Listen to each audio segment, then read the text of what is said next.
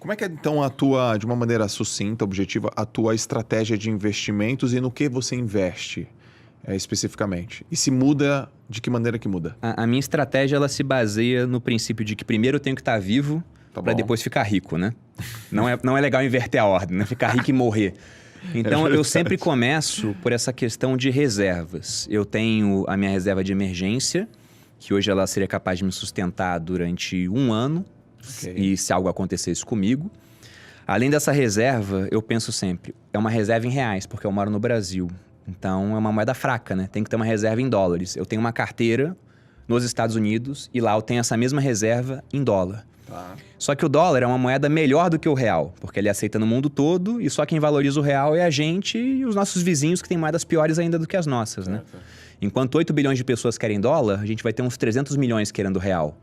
Então, é muito menos público. E o dólar, embora seja melhor, ele tem um problema. Se a gente for pegar nesse ano, 20% dos dólares que estão circulando no mundo foram criados em 2020. Então, eles inflacionaram muito o dólar. E se a gente for pensar... 20%. Por causa do Covid. Isso. E se a gente for pensar nas funções da moeda, a moeda tinha que ser uma unidade de conta, ou seja, algo conversível, né? Um meio de troca, você pegar a moeda para trocar por outras coisas, é assim que ela surgiu na história. Eu queria trocar um porco com você por uma lança. Só que você não quer o porco, você quer peixe do Kaique. E o Kaique também não quer o meu porco, ele quer maçã.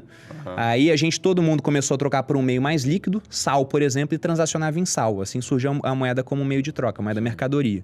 E o último ponto é ser uma reserva de valor, é ser capaz de manter... a palavra salário. Exato, muito bem observado pelo Kaique. Ah, garoto! E aí, o último ponto é ser capaz de manter valor ao longo do tempo. E as moedas hoje não mantêm mais valor, porque os bancos centrais, eles planejam ter taxas de inflação para desvalorizar a moeda. Eles ficam criando mais moeda a cada ano, eles querem que a moeda perca valor.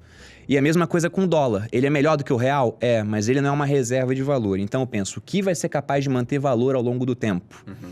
E aí... O Thiago sempre fala, pô, as pessoas ricas, elas têm negócios, né? Ou elas herdaram negócios, elas venderam negócios. Sim. Negócios conseguem fazer isso? Conseguem. Mas quais negócios? O mundo, ele tá mudando cada vez mais rápido. Se a gente pensar hoje, é meio que loucura não ter Google, Apple, Facebook na carteira, né? Sim. Mas nos anos 2000 era meio que loucura não ter Nokia, Yahoo, né? E outras empresas na carteira que agora, basicamente, elas não existem mais ou estão muito abaixo do preço que já valeram. Sim. Então, negócio é importante ter? Ter. É legal. Eu tenho alguns. Só que o que já se provou no tempo para manter valor? Se eu fosse viajar para o passado, o que teve valor durante todo o passado e que provavelmente, porque não é certo, a gente não sabe o que o futuro reserva para a gente, vai manter valor no futuro? Ouro, por exemplo, ele é uma reserva de valor testada pelo tempo. Se a gente fosse entrar numa máquina do tempo agora, no DeLorean, vou viajar eu e você para o passado.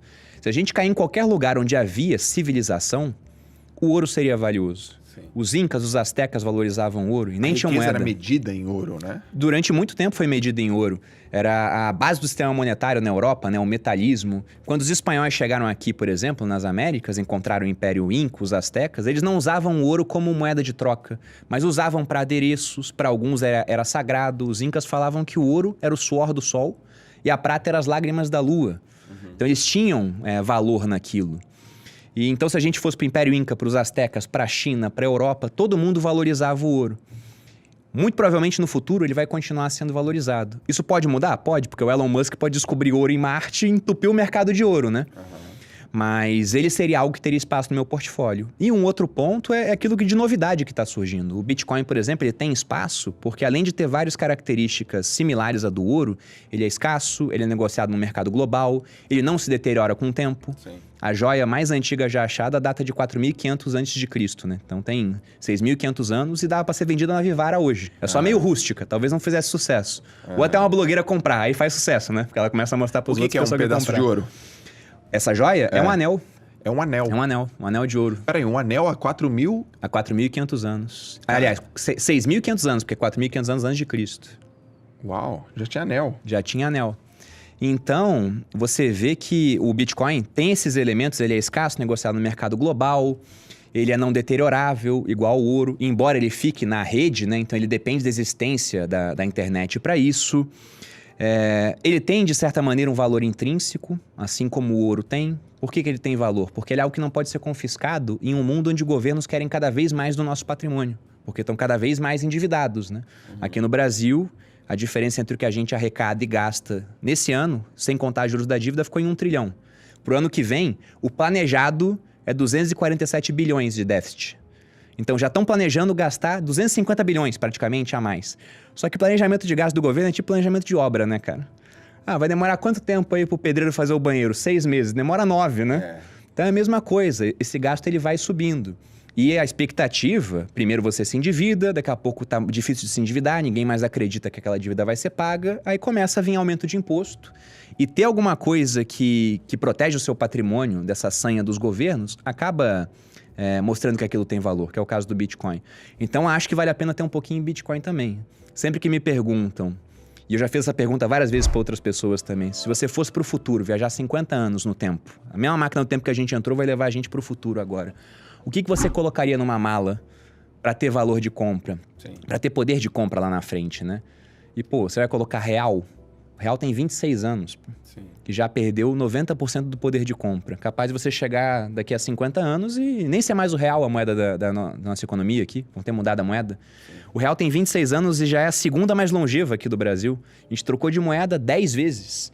A gente cortou um monte de zero no meio do caminho, porque a moeda inflacionava muito. Então, levar real só levaria se fosse para levar notas de R$1. Porque a nota de R$1 você vende por R$50, né? Virou de colecionador.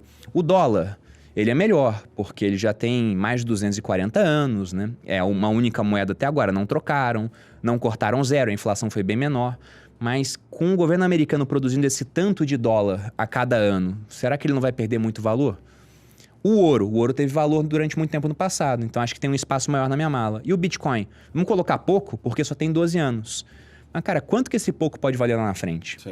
Quem fez essa viagem no tempo de 2009 para cá e botou um pouquinho de Bitcoin, tá milionário hoje, cara. Tá milionário. Se a gente for pegar em 2010, era possível com $1 comprar mais de 1.000 Bitcoins. Hoje, precisamos de uns 22 mil dólares para comprar um único Bitcoin. Então, se esse cara comprou esses 1.000 Bitcoins, né? Olha o dinheiro que ele tem hoje.